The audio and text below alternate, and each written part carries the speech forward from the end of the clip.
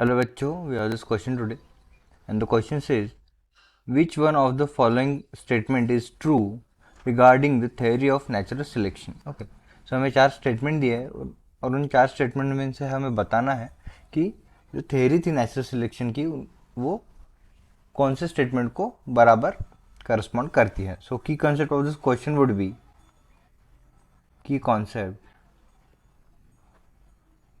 of this question would be theory of natural selection. Theory of natural selection.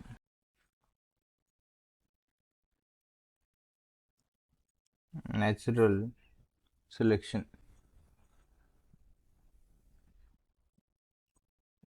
अभी देखिए, अगर हम इस थ्योरी की बात करें तो ये थ्योरी जो है हमें दी गई थी साइंटिस्ट डार्विन के द्वारा. चार्ल्स डार्विन तो जो थे उन्होंने एक थ्योरी हमें दी थी. So proposed by Charles Darwin. Charles Darwin in the year, कौन सी ईयर में, 1859 में, in the year of 1859. Okay, और उन्होंने इस थियोरी में उन्होंने ये स्टेट किया था कि जो नेचर है हमारा हमारा जो नेचर है वो ऐसे ऑर्गेनिज्म को सिलेक्ट करता है, ऐसे ऑर्गेनिजम्स को जो है वो सिलेक्ट करता है या फिर प्रमोट करता है या फिर सर्वाइवल का चांस देता है जो एक्टिवली अडेप्टेशंस करते हैं according to the surrounding conditions. ठीक है, सो नेचर जो है select organisms who actively perform adaptation and bring variation in themselves, who adapt themselves.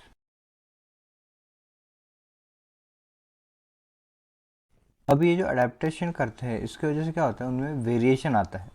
उनमें क्या आता है, ओरिजिन ऑफ वेरिएशन होता है और उस वेरिएशन की वजह से जो है वो अपने पैरेंट जो ऑर्गेनिज्म था, पैरेंट जो स्पीसीज उनसे थोड़ा अलग दिखने लगते हैं, अलग होने लगते हैं. सो इस अडेप्टेशन से adaptation leads to variation. Adaptation leads to variation और इस वेरिएशन से क्या होता है फिर ओरिजिन ऑफ. अभी ये जो वेरिएशंस है over the period of time अलग अलग वेरिएशंस ऑकर होते हैं किसी ऑर्गेनिज्म में, और ये सब वेरिएशन जब एक साथ हम देखते हैं तो हमें पता चलता है ये तो एक नई स्पीशी का ओरिजिनेशन है. सो इस वेरिएशन से क्या होता है, origination of species, origin of new species, new species.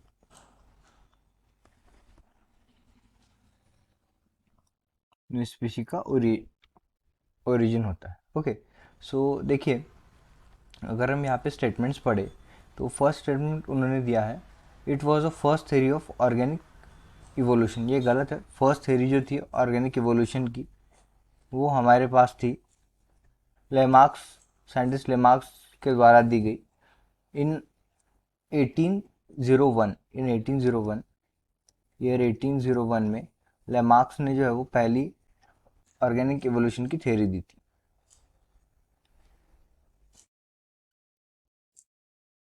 Lamarck's, और उस थ्योरी का नाम था the theory of inheritance of acquired characters.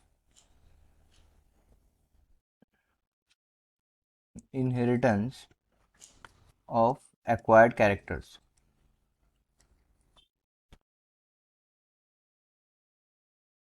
Inheritance of acquired trait or acquired characters. और इस थ्योरी में उन्होंने प्रपोज किया था कि जो ऑर्गेनिज्म थे, जो पेरेंट ऑर्गेनिज्म है, वो अपने लाइफ स्पैन में जितने भी चेंजेस लाता है, जितने भी वेरिएशन, जितने भी अडेप्टेशन लाता है, जितने भी चेंजेस, जितने भी वेरिएशन, जितने भी अडेप्टेशन लाता है, वो अडेप्टेशन जो है वो उसके ऑफस्प्रिंग को ट्रांसफ़र होते हैं, उसके ऑफस्प्रिंग को जो है जेनेटिकली दिए जाते हैं, जेनेटिकली ट्रांसफ़र होते हैं. ओके, सो ये थी 1801 में दी गई थ्योरी पहली केमिकल इवोल्यूशन की. सो ये जो है हमारे पास गलत हो जाएगा फर्स्ट स्टेटमेंट. फिर सेकंड स्टेटमेंट है it does explain form information derived from fossils. नहीं, ये गलत. नेचुरल सिलेक्शन में जो है कोई भी इंफॉर्मेशन जो है फॉसिल्स के द्वारा कोई भी इंफॉर्मेशन डिराइव नहीं की गई थी, तो ये भी गलत है. फिर सी हमारे पास आता है it has failed to explain the origin of variations, ये भी गलत है। यहाँ पे अडेप्टेशन के द्वारा जो वेरिएशन आता है ये डार्विन ने नेचुरल सिलेक्शन में एक्सप्लेन किया है, सो ये भी गलत है। फिर उसके बाद आता है D, it has successfully explain the concept of speciation, ये सही है। ओरिजिन ऑफ न्यू स्पीशी को जो है स्पेशिएशन कहा जाता है, और डार्विन ने जो है ये एक्सप्लेन किया था वेरिएशन की हेल्प से और अडेप्टेशन की हेल्प से। तो इस क्वेश्चन का करेक्ट आंसर जो है वो हो जाएगा option D. Final answer of this question would be option D, it has successfully explain concept of speciation. I hope you understood it well. Best of luck.